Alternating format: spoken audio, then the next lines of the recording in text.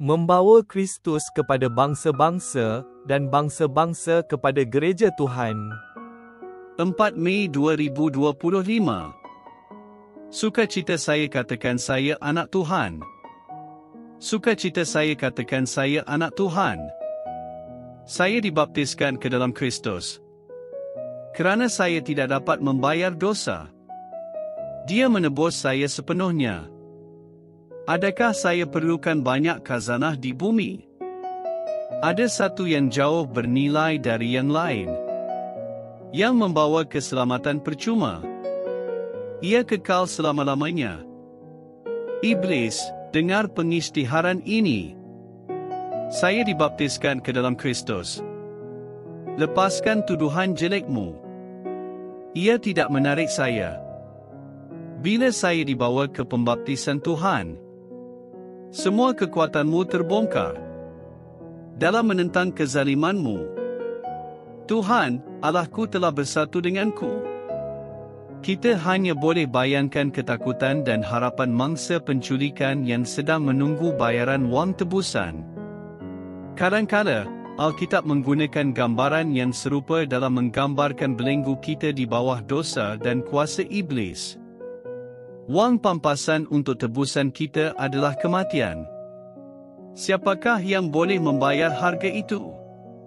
Pemazmur menyatakan harga yang keterlaluan ini, sesungguhnya, seorang pun daripada mereka tidak berdaya menebus saudaranya. Dengan membayar harga tebusannya kepada Allah, kerana harga tebusan jiwa mereka sungguh mahal, maka jiwa mereka akan musnah, mereka tidak dapat hidup selama-lamanya dan tidak dapat mengelakkan kubur. Namun pemazmur juga tahu jawapannya. Kerana Allah yang akan menyelamatkanku dari kubur, Dia akan membawaku bersamanya. Tuhan menghantar anaknya untuk menebus kita daripada kematian. Dia membayar dengan kematian dirinya, iaitu harga penebusan penuh, satu harga yang kita tidak dapat bayar.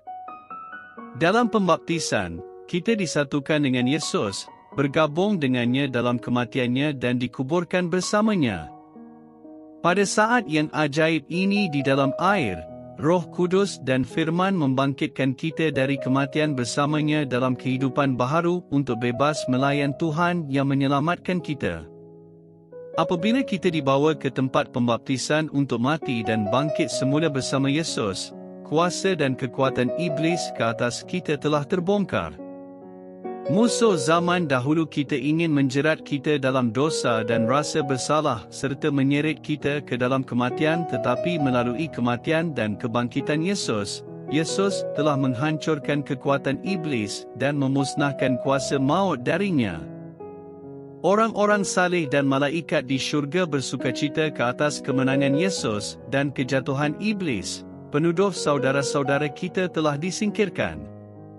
Melalui kemenangan Yesus, iblis tidak boleh lagi menuduh dan memfitnah kita di hadapan takhta Tuhan. Musuh kita meneruskan percubaannya untuk menjerat kita dengan rasa bersalah dan melalui ketakutan, tetapi dia tidak berjaya. Dia cuba mengancam kita dengan kematian, iaitu hukuman untuk dosa, tetapi ancaman ini tidak berjaya juga. Apabila iblis cuba menuduh kita dan membuat kita meragui pengampunan Tuhan, kita boleh mengumumkan dengan berani, saya telah dibaptis. Saya mati bersama Yesus dan telah dibangkitkan ke dalam kehidupan baharu. Iblis, dalam menentang kezalimanmu, Tuhan, Allahku, telah bersatu denganku. Kita berdoa, Tuhan Yesus, Engkau telah membayar tebusan yang saya tidak mampu membayar. Dalam pembaptisan, Engkau telah menyertai hidupmu dengan hidup saya. Bantulah saya untuk hidup sebagai anak-Mu. Amin.